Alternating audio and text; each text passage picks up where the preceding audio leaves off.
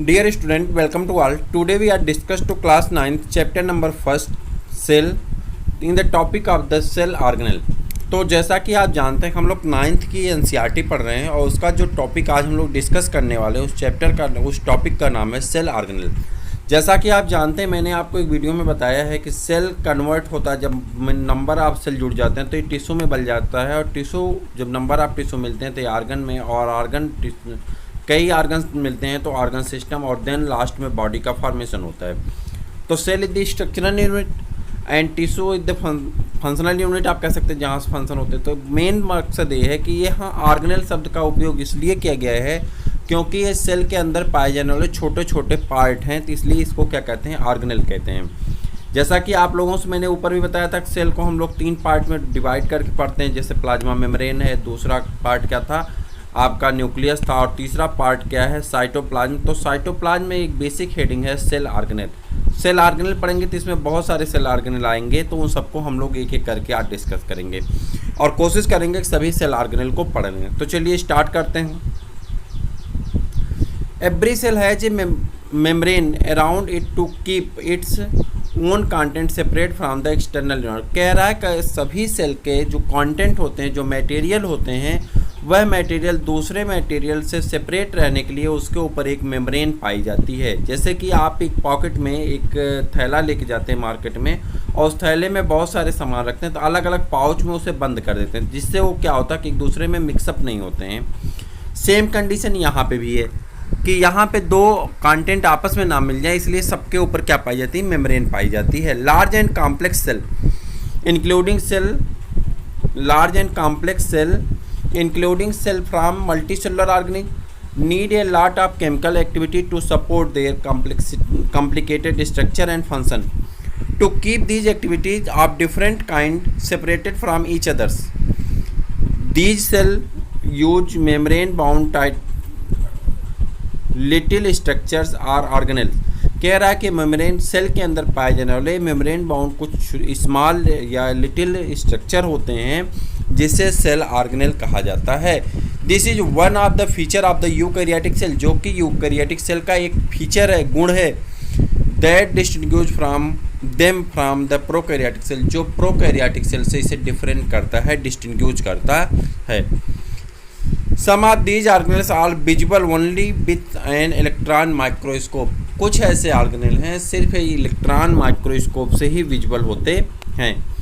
We can talked about the nucleus in a previous section. इसके पहले वाले session में हम लोगों ने न्यूक्लियस के बारे में पढ़ लिया, हमने भी न्यूक्लियस का अलग से वीडियो आपको प्रोवाइड कराया है। Some important examples of cell organelles which we will discuss now are. हम यहाँ पे कुछ इंपॉर्टेंट सेल ऑर्गेनेल के बारे में डिस्कस करेंगे, सबके बारे में डिस्कस नहीं करेंगे, कुछ इंपॉर्टेंट सेल ऑर्गेनेल के बारे में डिस्कस करेंगे, जैसे कि किसका ईआर मतलब एंडोप्लाज्मिक रेटिकुलम को, गाल्जी अपरेटस को, लाइसोसोम को, माइटोकॉन्ड्रिया को, प्लास्टिड को, इन सब के बारे में हम लोग यहाँ पे डिस्कस करने वाले हैं।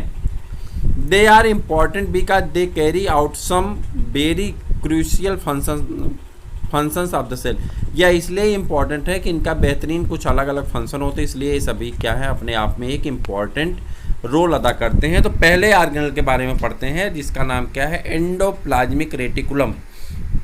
किसको पढ़ेंगे, एंडोप्लाज्मिक रेटिकुलम। आपको सीन होने वाला बहुत जल्दी दिख जाएगा आपको। तो एंडोप्लाज्मिक रेटिकुलम के बारे में हमको पढ़ना है, क्या करना है, एंडोप्लाज्मिक रेटिकुलम के बारे में पढ़ना है। चलिए स्टार्ट करते हैं। The endoplasmic reticulum ER is a large network of the membrane-bound tubes and sheets. It look like long tubules or round or belong back vesicles. The endoplasmic reticulum membranes is similarly in the structure of the plasma membrane. There are 2 types of the endoplasmic reticulum membrane. That's called rough endoplasmic membrane reticulum, rough endoplasmic reticulum and smooth endoplasmic reticulum. 2 तरह की membrane पाई जाती हैं, एक को rough endoplasmic membrane कहते हैं, एक को स्मूथ एंडोप्लाज्मिक मेम्ब्रेन कहते हैं।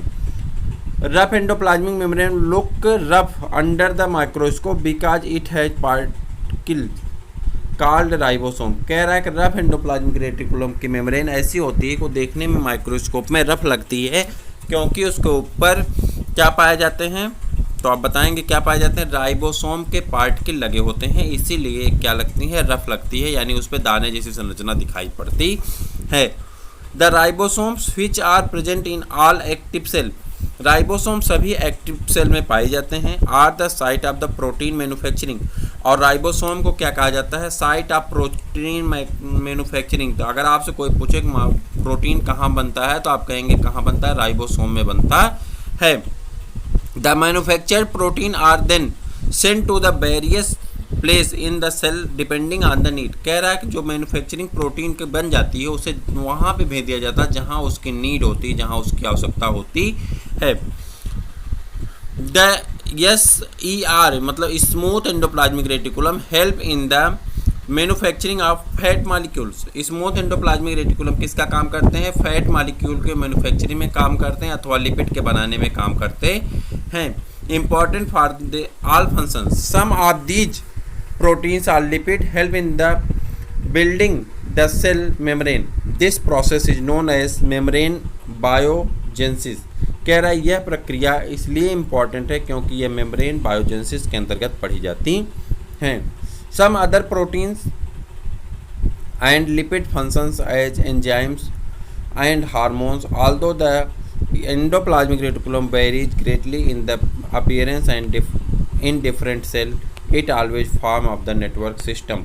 कह रहा है कि यह डिफरेंट सेल में डिफरेंट दिखते हैं क्योंकि यह नेटवर्क सिस्टम के फॉर्मेशन में हेल्प करते हैं। यहाँ पे आपको एक हिस्सा दिख रहा होगा, ये देखिए यहाँ पे ये जो बने हुए हैं इसी को क्या कहते हैं, एंडोप्लाज्मिक रेटिकुलम कहते हैं। यहाँ पे देखिए ये दिखाया गया है। तो ये स्मूथ एंडोप्लाज्मिक रेटिकुलम है और ये रफ एंडोप्लाज्मिक रेटिकुलम है, क्योंकि इसके ऊपर कौन पाए जा रहे हैं, राइबोसोम।